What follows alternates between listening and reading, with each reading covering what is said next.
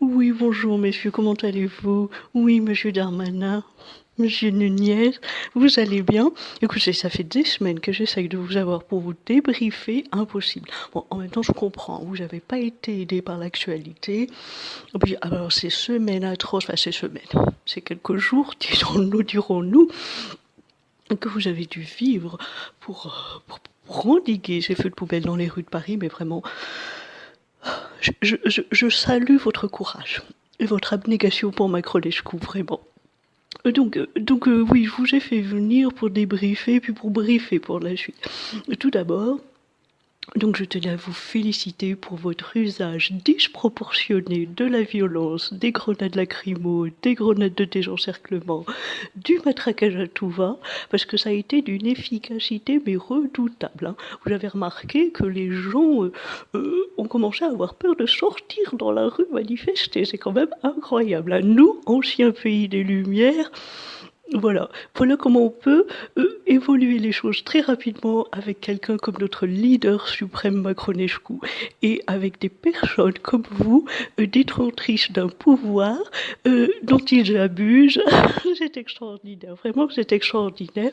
D'ailleurs, je tenais à vous féliciter pour votre usage encore plus disproportionné de la violence à Sainte-Soline.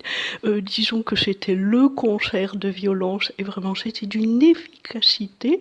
D'ailleurs, ces deux gueux là qui avaient perdu des bouts de cervelle, ils en sont où? Hein? Toujours dans le coma? Bon, ce sont que des gueux. Oui. Oh, puis cette idée-là des quads, on aurait dit un film américain, c'était génialissime. Vraiment, vous avez beaucoup d'imagination et beaucoup de talent dans la destruction du gueux, oui, tout à fait.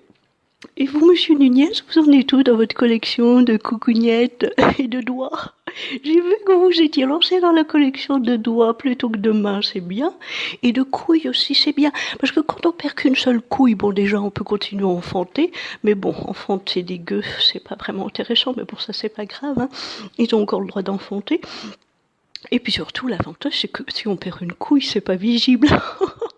C'est caché dans le pantalon, hein, messieurs, c'est ça. Ah, peut-être que selon qu'on porte à droite ou à gauche, peut-être que c'est plus visible. Oh, bon, bref.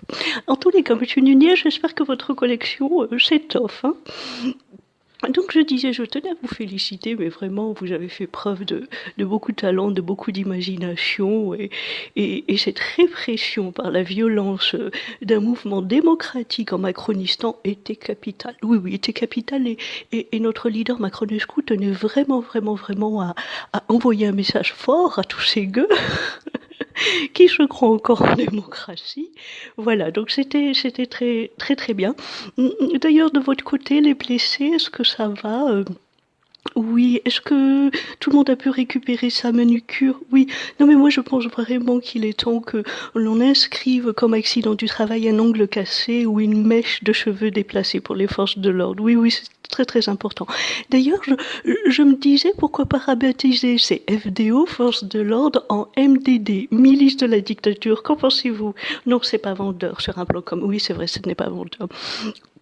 Donc tout ça donc pour vous dire que vous avez fait un excellent travail, que grâce à vous, bah, par exemple hier soir il y avait quasiment personne dans les rues, donc ça c'est très efficace, et puis bah que tout va bien quoi. On se dit que Macronescu a bien fait d'investir dans toutes ces grenades lacrymogènes, hein, tous ces millions, hein. Bah oui, c'est plus intéressant que d'investir dans des lits d'hôpitaux. Mais c'est un homme, c'est un homme, un grand homme, un homme de génie, un homme d'intelligence, notre leader, quoi.